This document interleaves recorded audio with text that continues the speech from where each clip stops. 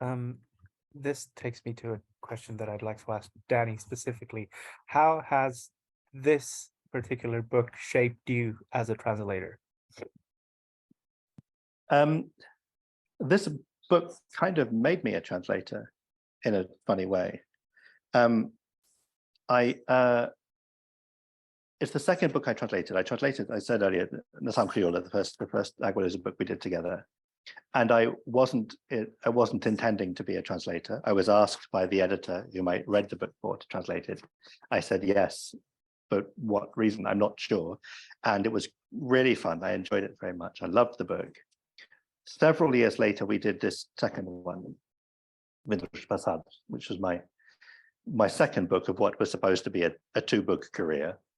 And that second book, this one, it did really well in English. It was critically did very well. It won the Independent Foreign Fiction Prize.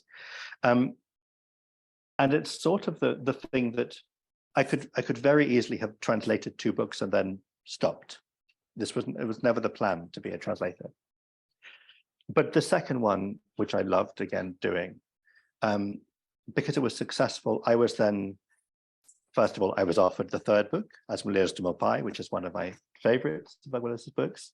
But I also, I got some kind of profile from the success of this book, I was invited that year, 2007, to teach translation for the first time. I was invited to be on a committee for translators for the first time, and various things that came out of it.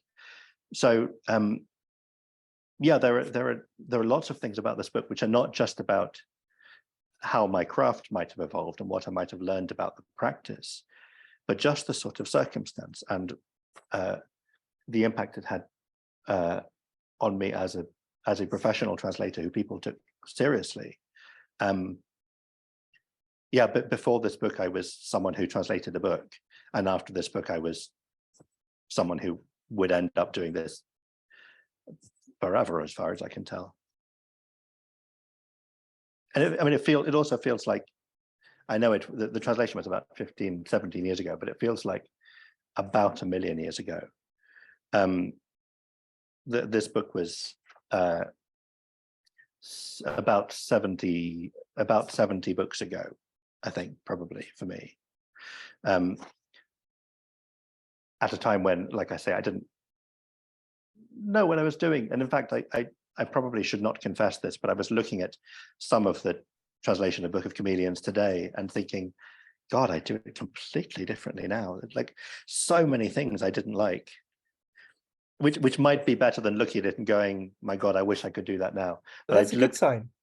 I think so. I like to think so. But it was slightly unsettling reading it and going, oh, I don't really like this very much. But yes, it completely changed. It was the thing that determined that I'm still here, I think, more than any other book we've done. It's funny because I think that happens a lot, even with writers. If we read something that we wrote like 10 years ago, we would go like, oh, I would write this differently now. Yeah. Isn't it? Exactly.